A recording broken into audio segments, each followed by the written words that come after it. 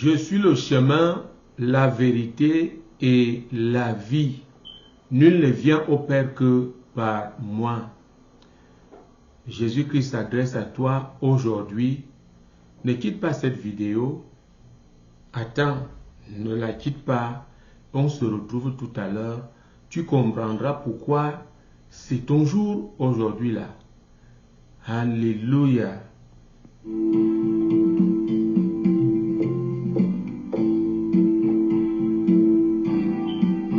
L'ISJC, l'intimité avec le Seigneur Jésus-Christ, l'assurance absolue du salut de ton âme.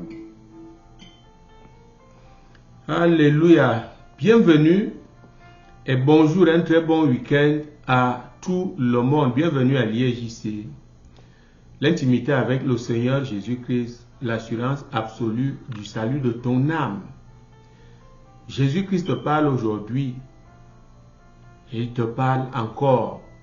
Il t'a parlé il y a 2 jours. Il t'a donné rendez-vous aujourd'hui.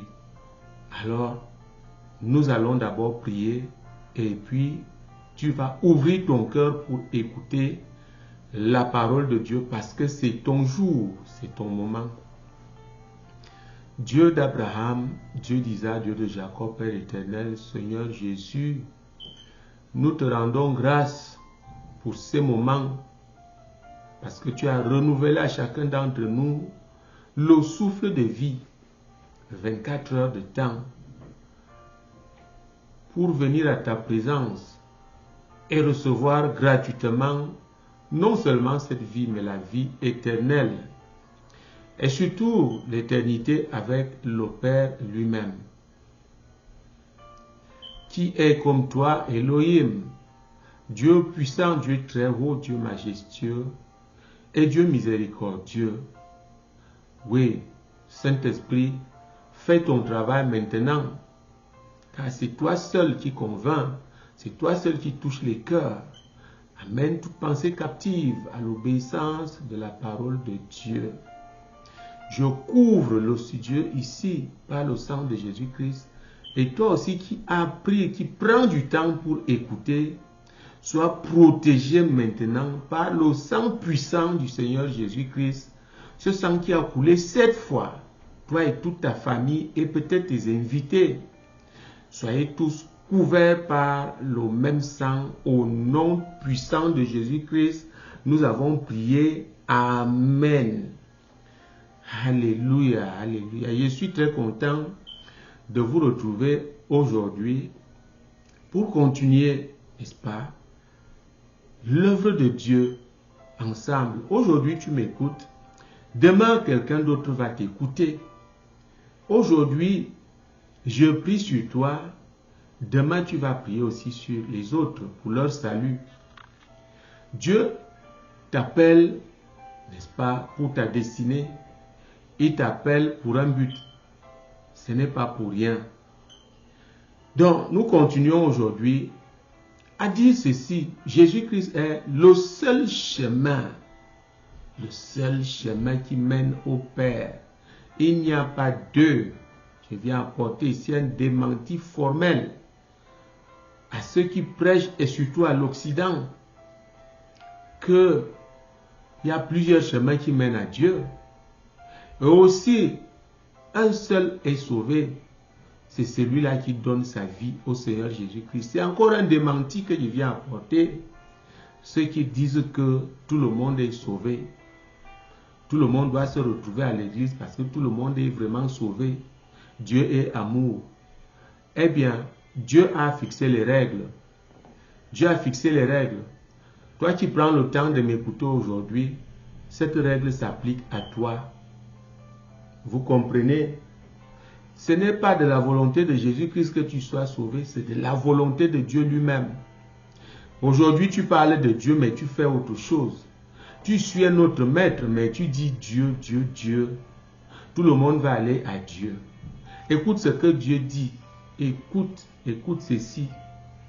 Ce que Jésus-Christ a déclaré ici et qui montre que c'est de la volonté du Père que tu sois sauvé. C'est le Père qui te positionne Je peux ne même pas citer une écriture. Ce que j'ai dit est tout à fait clair.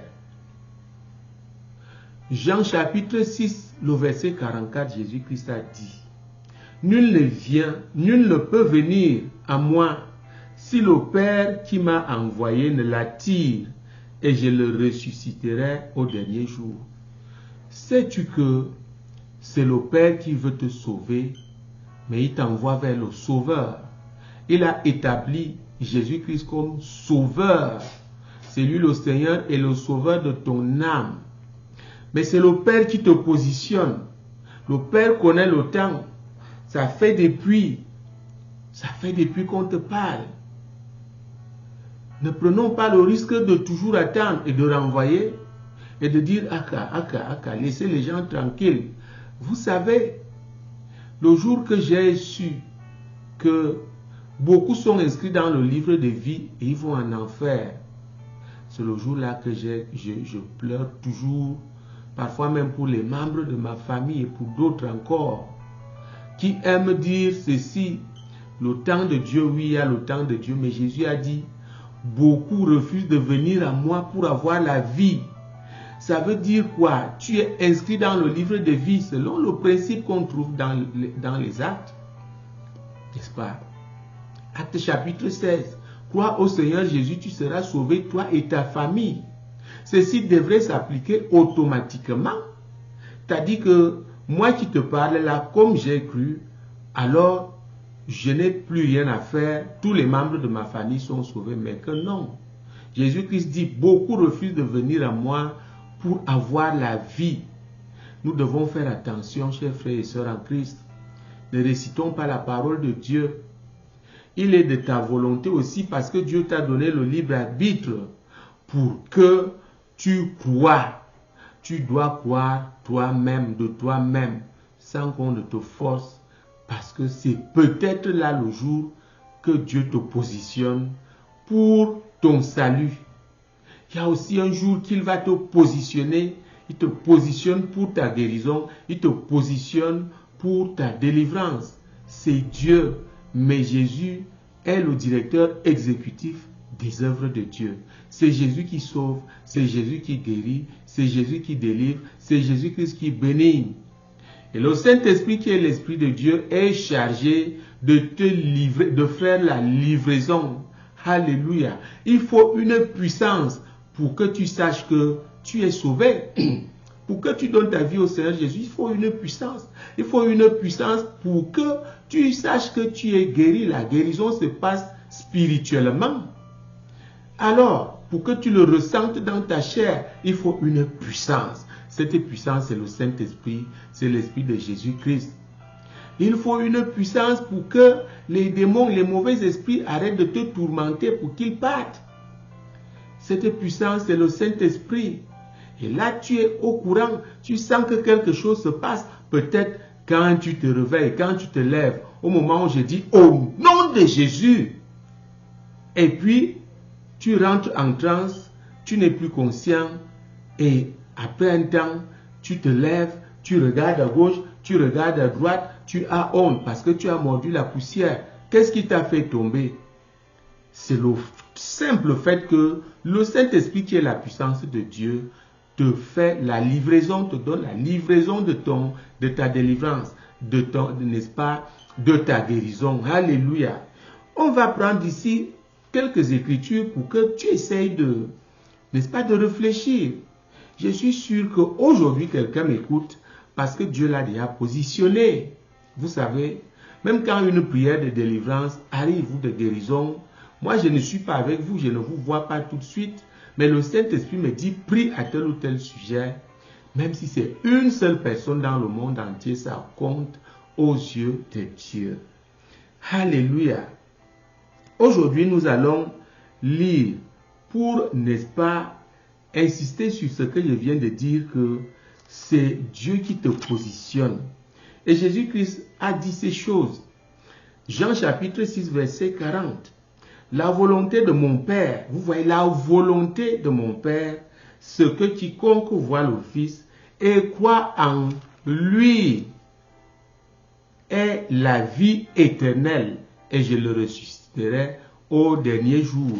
Vous comprenez maintenant? Ne continuez pas de raisonner. Parce que quand tu dis Dieu, on aime bien que tout le monde dise que c'est Dieu qui m'a béni, c'est Dieu qui m'a donné la richesse, c'est Dieu qui m'a... je suis directeur aujourd'hui, je suis ceci, je suis ministre. Ce n'est pas grâce à Dieu. Moi aussi je connais Dieu. Dieu te dit alors aujourd'hui que, comme tu te vantes là, tu le connais.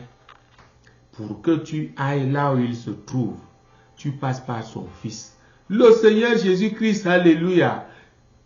Qui que tu sois aujourd'hui, de quelle confection religieuse tu te trouves, c'est Jésus-Christ le seul chemin. C'est lui qui te conduit au Père.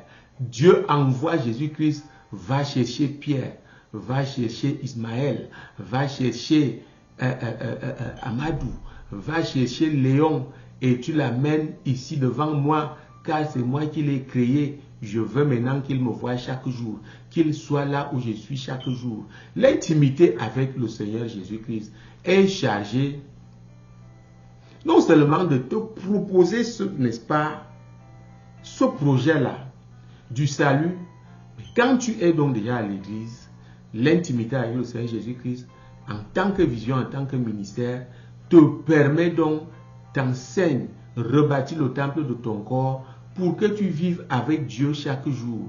C'est pourquoi je vous ai toujours dit, Dieu n'est pas éloigné de nous. Le bon chrétien doit vivre avec Dieu chaque jour, n'est-ce pas, que Dieu a créé. Alléluia. Donc voilà, c'est la volonté de Dieu que tu sois sauvé. Je vais te lire une autre écriture qui va t'encourager. Parce qu'il y a des choses que vous voyez et vous êtes étonné. Vous vous dites, est-ce que moi aussi ça peut m'arriver? Est-ce que moi aussi je peux faire telle chose? Oui, oui, Dieu te rend capable. Si tu acceptes son Fils, il te rend capable. Eh bien, voici ceci t'encourage. Marc 16 et le verset 16. Celui qui croira et qui sera baptisé sera sauvé, mais celui qui ne croira pas sera condamné. Croire ici veut dire accepter le Seigneur Jésus-Christ comme ton Dieu, comme ton Sauveur et comme ton Seigneur. Si tu refuses de croire, tu ne crois pas, alors que vraiment, tu es même déjà inscrit dans... Mais attends, tu es condamné. Tu es condamné d'avance. Ah oui, rester sans Jésus-Christ. On ne vit pas, on existe. Vous savez, on existe. Beaucoup de gens peuvent se taper la main sur la poitrine. Je suis ceci, je suis cela. Mais tu l'es dans la chair. Tu l'es dans la chair, tu existes, tu es une créature. Alors, sois quelqu'un qui vit, sois le Fils. La Bible dit que c'est lui qui donne donc, qui accepte le Seigneur Jésus, devient Fils. Jésus-Christ lui donne le pouvoir de devenir enfant de Dieu. Reçois le pouvoir aujourd'hui de devenir enfant de Dieu. Lorsque demain dimanche, je vais te demander de répéter la prière de confession de foi avec moi. Tu vas recevoir cette puissance, ce pouvoir de devenir enfant de Dieu. Et voici ce qui suit par exemple ici. Ici le verset 17. Voici les miracles qui accompagneront ceux qui auront cru. En mon nom, ils chasseront les démons. Ils parleront de nouvelles langues. Ils saisiront les serpents. S'ils boivent quelques breuvages mortels, il ne leur fera point de mal. Ils imposeront les mains aux malades et les malades seront guéris. Alléluia. Regarde tout ce que le Seigneur Jésus te propose ici. Si le serpent te mord, ce n'est pas que tu iras provoquer le serpent, non. S'il te mord, le poison du serpent ne peut pas te tuer. Vous comprenez? Si on t'empoisonne, le poison là, même s'il est spirituel, ne te tuera jamais. Tu vas ressentir le secousse et celui qui t'a empoisonné viendra guetter si tu es déjà mort. Vous vous imaginez? Tu peux prier sur les gens parce que tu vas recevoir le Saint-Esprit. Tu vas recevoir le baptême du Saint-Esprit, l'Esprit de Jésus-Christ. Tu vas prier sur les gens, toi aussi, les gens vont guérir. Mais attention, sans cupidité. Ce n'est pas pour vendre, non. Ce n'est pas pour vendre. On ne vend pas des guérisons et des délivrances. On ne vend pas les œuvres de Dieu. On les fait sur son peuple. C'est pourquoi Dieu peut te donner la puissance. Alléluia. Nous allons lire une dernière écriture qui va donc te rassurer une fois pour toutes. Vous comprenez? Une fois pour toutes, et tu comprendras qu'il y a vraiment quelque chose à faire. Si je te parle aujourd'hui, c'est ton jour. Si tu as pris le temps d'écouter, alors, fais le pas. Fais le pas. Jésus-Christ est donc le personnage principal de la Trinité divine. La seule personnalité qu'on ait vue physiquement donc jusque-là et qui est vécue avec les hommes. Parce qu'il est venu montrer l'exemple. C'est le Seigneur Jésus-Christ. Pour te rassurer ici, Jésus-Christ ne ment jamais. Il ne va jamais te décevoir. Il ne va pas t'abandonner. Non, il sera toujours là au bon moment. Dès que tu cries, Jésus, quel est ton problème? Comme aujourd'hui là, tu m'écoutes, tu fermes les yeux, tu lèves les mains, je dis seulement, Jésus, je dis, au nom de Jésus, sois guéri. Au nom de Jésus, lève-toi et marche. Au nom de Jésus, tu m'entends encore, mais peut-être tes yeux ne voient pas. Mets la main sur tes yeux. Au nom de Jésus-Christ, vois, reçois la vue. Au nom puissant de Jésus, c'est comme je peux aussi dire, pose la main sur ton affliction. Tu as mal où? Pose la main. Le feu du Saint-Esprit, amène le calme dans ta vie, sur ton corps. Au nom puissant de Jésus-Christ. Alléluia. Quel est ton problème? Jésus-Christ est le seul chemin. Jésus-Christ est la solution. Lisons cette dernière écriture et nous allons arrêter là. Colossiens chapitre 2, le verset 9. Car en lui habite corporellement toute la plénitude de la divinité. Le verset 10. Vous avez tout pleinement en lui, qui est le chef de toute domination et de toute autorité. Le Père dit que si tu acceptes, tu nais de nouveau, tu acceptes son Fils, tu as tout pleinement en lui, parce que déjà nous avons vu ça hier, dans Jean, n'est-ce pas, chapitre 3, le verset 36 nous dit que, le verset 36 effectivement, le verset 35 nous dit que le Père a aimé le Fils et il a mis toutes choses entre ses mains. Jésus-Christ est donc la plénitude de la divinité et tu as tout pleinement en lui. Voilà, toi qui m'écoutes aujourd'hui, ou toi qui t'es refroidi, je te rappelle tes droits et peut-être les obligations viendront après, mais viens d'abord. Jésus-Christ a les bras ouverts et dit viens, viens au Père et tu passes par moi et tu auras la vie éternelle. Alléluia. Voilà, chers frères et sœurs en Christ. Voilà, monsieur tout le monde qui m'écoute peut-être pour la première fois aujourd'hui. Alors, j'ai commencé à parler de ceci mercredi. Dimanche, demain sera l'apothéose lorsque je vais donner la dernière parole et tu dis Amen. C'est-à-dire, tu vas confesser le Seigneur.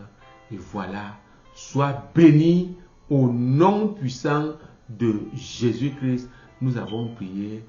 Amen. Merci d'avoir écouté. Eh bien, c'est pour ton salut. On se retrouve demain pour que tu confies ton âme au Seigneur Jésus-Christ.